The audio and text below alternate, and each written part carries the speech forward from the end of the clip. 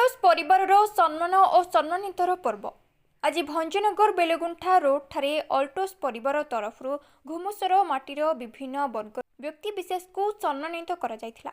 ଅଲ୍ଟୋସ୍ ପରିବାର ବିଭିନ୍ନ ସମୟରେ ସମାଜସେବା, ବୃକ୍ଷରୋପଣ, ରକ୍ତଦାନ ଭଳି ମହତ୍ କାର୍ଯ୍ୟକ୍ରମ କରିଆସୁଛି। ସୂଚନାଯୋଗ୍ୟ ଯେ ଅଲ୍ଟୋସ୍ ପରିବାର ନିଜର ସ୍ୱତନ୍ତ୍ର ଆୟୁର୍ବେଦିକ ଔଷଧୀୟ ଦ୍ରବ୍ୟ ବିକ୍ରୟ କ୍ଷେତ୍ରରେ ସୁନାମ କରିଆସୁଛି।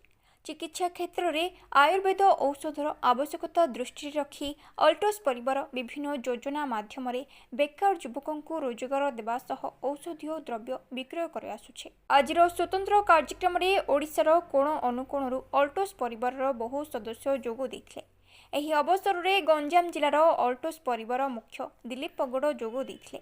ଏହି ଅବସରରେ ସମାଜସେବୀ ଗଣେଶ ପଗଡ଼, ରାଜେଶ ସ୍ୱାଇଁ, ଗାୟତ୍ରୀ ଗୌଡ଼, ନୀଲି ରେଡ୍ଡି, ମଞ୍ଜୁଳା ନାୟକ, ରବୀନ୍ଦ୍ରନାଥ ସାହୁ, ବାପି ସାସମଲ, ବବ୍ରୁ ପ୍ରଧାନ, ସୁଦର୍ଶନ ପ୍ରଧାନ, ଭାସ୍କର ନାୟକ, କାଳିଆ ଗୁରୁ, ଝୁନୁରାଣୀ ପଣ୍ଡା, କାଠମୂର୍ତ୍ତି କାରିଗର ବିଦେଶୀ ମହାରଣା, ସମାଜସେବୀ ଅନୁପମ ବାନାର୍ଜୀ, ସମାଜସେବୀ ଜଗବନ୍ଧୁ ଜେନା, ସମାଜସେବୀ ସନ୍ତୋଷ ଜେନା, ବରିଷ୍ଠ ସାମ୍ବାଦିକ ବାବୁଲା ପ୍ରଧାନ, ସମାଜସେବୀ ମନୋଜ କୁମାର ମିଶ୍ର, ଶିକ୍ଷକ ମନୋଜ କୁମାର ପାତ୍ର, ଲୋକନୃତ୍ୟ କଳାକାର କେଶବ ଆଚାର୍ଯ୍ୟ, ବରିଷ୍ଠ ସମାଜସେବୀ ଷୋଳପାଣି ଶତପଥୀଙ୍କୁ ସମ୍ମାନିତ କରାଯାଇଥିଲା।